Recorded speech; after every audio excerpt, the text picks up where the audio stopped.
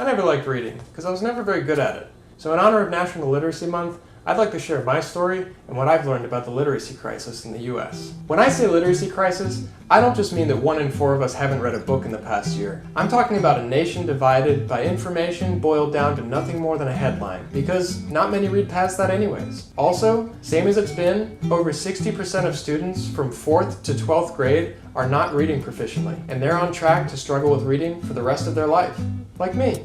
But there's hope for our kids today, and it all starts with how we learn to read. First, let's separate the reader, the act of reading, and the information that reading provides access to. According to Scarborough, there are 2 major sets, or ropes, of reading skills, but I like to look at them as a car and a road.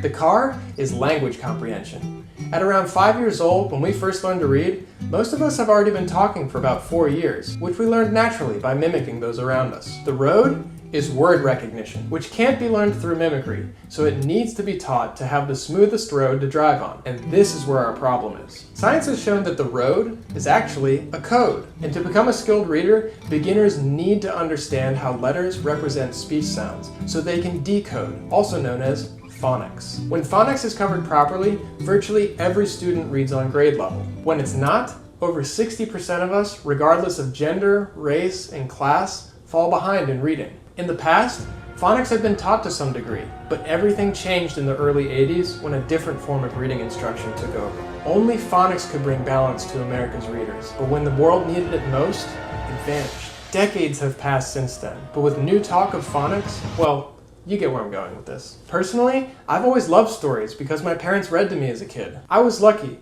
because I had books to choose from, but none of that mattered, because the truth is, no matter how curious the reader is, even with a Maserati for language comprehension, if the road to the information is in shambles, it will not only affect their love of reading, but their confidence, school performance, and the rest of their life. So with phonics being left out for so long, is it really any surprise when so many of us fall behind and end up preferring other roads to access information, when headlines become the only lines we won't cross? Teachers are not to blame, because their training is not covering this. And I think most of us blame ourselves anyways. But thanks to thousands of studies from the last half century, now we know phonics is just as necessary as every other reading skill, and it's not too late for our kids today. It's on all of us now. So please, sign our petition for schools to require comprehensive reading curriculums in K-2, so hopefully future generations choose to read between the headlines.